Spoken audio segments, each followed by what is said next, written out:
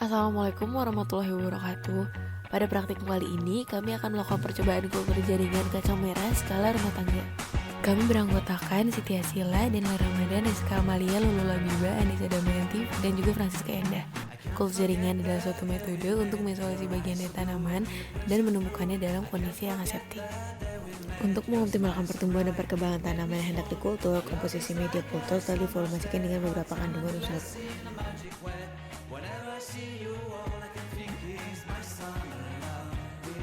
Selanjutnya ada bahan yang digunakan, yaitu gandasil B dan D, arang halus,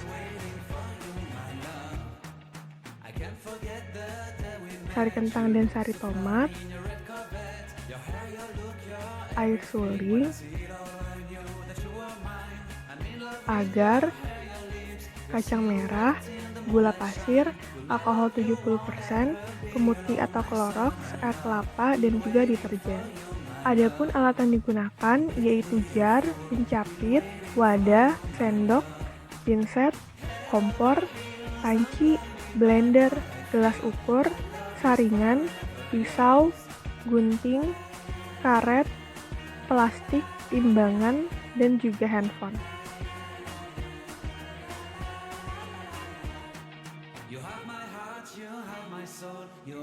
Selanjutnya ada cara membuat sari tomat. Yang pertama, siapkan air suling dan 3 buah tomat.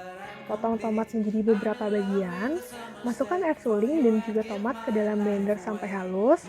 Lalu yang terakhir, saring menggunakan saringan hingga mendapatkan sari tomat.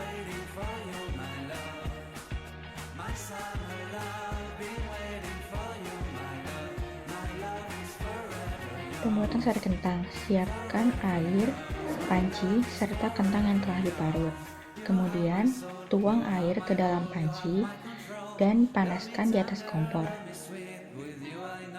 Kemudian masukkan kentang yang telah diparut ke dalam panci, aduk dan panaskan. Kemudian tuang dan saring untuk mendapatkan sari kentang.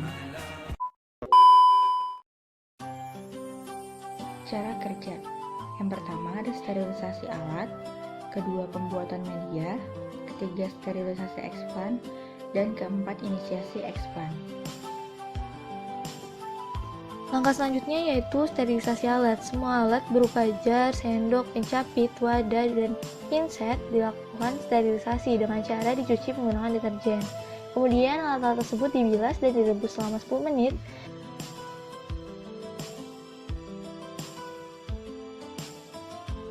Selanjutnya dikukus selama 10 menit juga untuk menghindari terjadinya kontaminasi.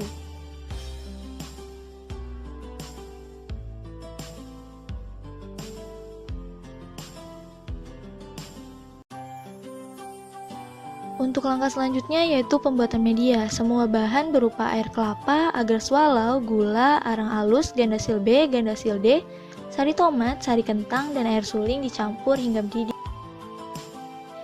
Kemudian media yang sudah mendidih dimasukkan ke dalam gelas, kemudian gelas tersebut ditutup menggunakan plastik dan diikat menggunakan karet.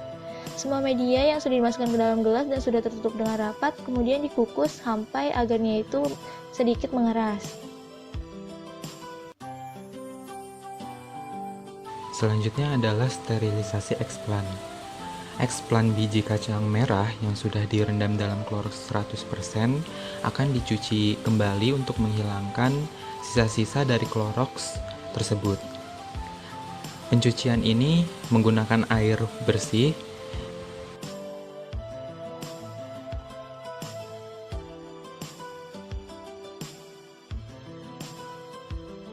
dan diaduk hingga sisa-sisa dari klorox itu hilang.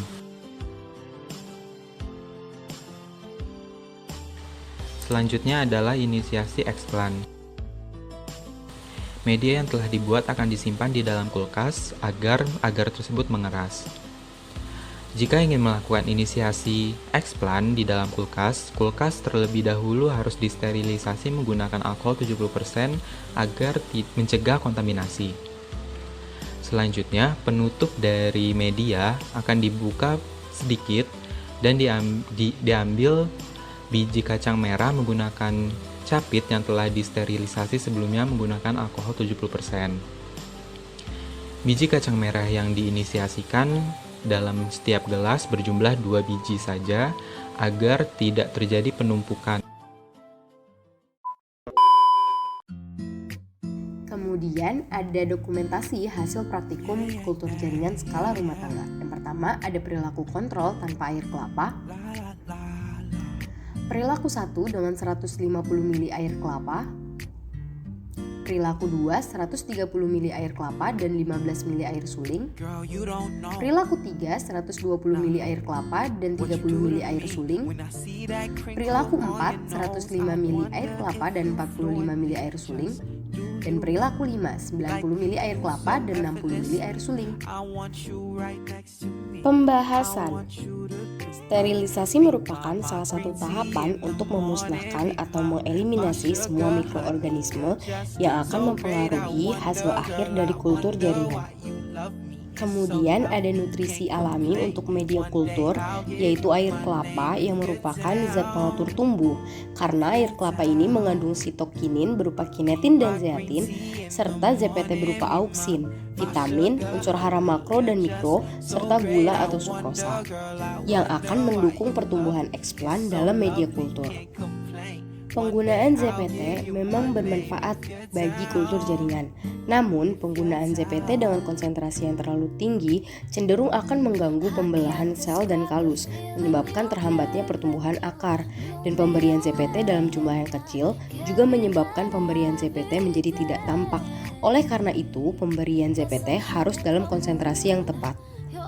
Kemudian pemberian sari tomat dan sari kentang juga bermanfaat untuk pertumbuhan eksplan, di mana kandungan kentang ini memiliki kandungan kalsium, fosfor, besi, vitamin B1, vitamin B2, vitamin C, dan niacin yang berperan dalam pembentukan rambut akar dan pempanjangan akar. Lalu, tomat juga mengandung vitamin B1, B2, B3, B6, biotin, folin, folat, asam pantotenik, vitamin C, vitamin A, vitamin E, dan vitamin K yang berperan untuk menstimulasi organogenesis, embriogenesis somatik, pertumbuhan tunas dalam mikropropagasi, dan membantu mempercepat pembelahan pada meristem akar. Pada praktikum ini juga diberikan pupuk gandasil D dan pupuk gandasil B, di mana kedua pupuk ini mengandung unsur hara makro dan mikro yang juga mendukung pertumbuhan dari eksplan. Arang halus. Arang halus digunakan untuk menyerap senyawa racun dalam media atau menyerap senyawa inhibitor yang disekresikan oleh planlet. Arang halus juga dapat mengurangi pencoklatan media akibat pemanasan tinggi selama proses sterilisasi. Berikut tabel hasil praktikum kultur jaringan skala rumah tangga. Yang pertama ada tabel 2 yang merupakan tabel penjelasan mengenai kontaminasi media dan eksplan pada suhu ruang setelah 1 minggu inkubasi. Lalu ada tabel 3 yang merupakan kontaminasi media dan eksplan pada suhu rendah setelah 4 minggu inkubasi. Lalu ada tabel 4 yang merupakan tabel kontaminasi media dan eksplan pada suhu rendah yang dipindahkan ke suhu ruang setelah 3 hari inkubasi. Dari hasil dokumentasi, dapat diketahui bahwa ada 2 jenis kontaminasi, yaitu kontaminasi bakteri dan kontaminasi jamur. Pada praktikum kali ini dilakukan 2 kali percobaan, di mana percobaan kedua kultur jaringan dimasukkan pada kulkas yang bertujuan agar kultur berada pada suhu yang rendah. Suhu rendah dapat meminimalisir laju pertumbuhan mikroorganisme. Namun, suhu rendah juga dapat menyebabkan menurunnya kemampuan tanaman untuk berkecambah, melambatnya proses pertumbuhan, perubahan warna daun, berkurangnya jumlah anakan, dan tanaman tumbuh menjadi kerdil.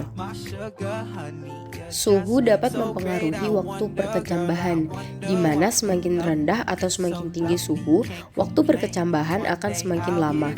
Adapun suhu optimal untuk perkecambahan berkisar antara 22 sampai 27 derajat Celcius. Adapun kesimpulan dari praktikum kultur jaringan skala rumah tangga kacang merah yaitu kemampuan perkecambahan biji kacang merah Phaseolus vulgaris selain dipengaruhi oleh viabilitas biji, terdapat juga faktor-faktor yang mempengaruhi perkecambahan biji kacang merah yang ditumbuhkan dalam kultur in vitro berskala rumah tangga, yaitu adanya kontaminan, suhu, serta konsentrasi air kelapa. Terima kasih.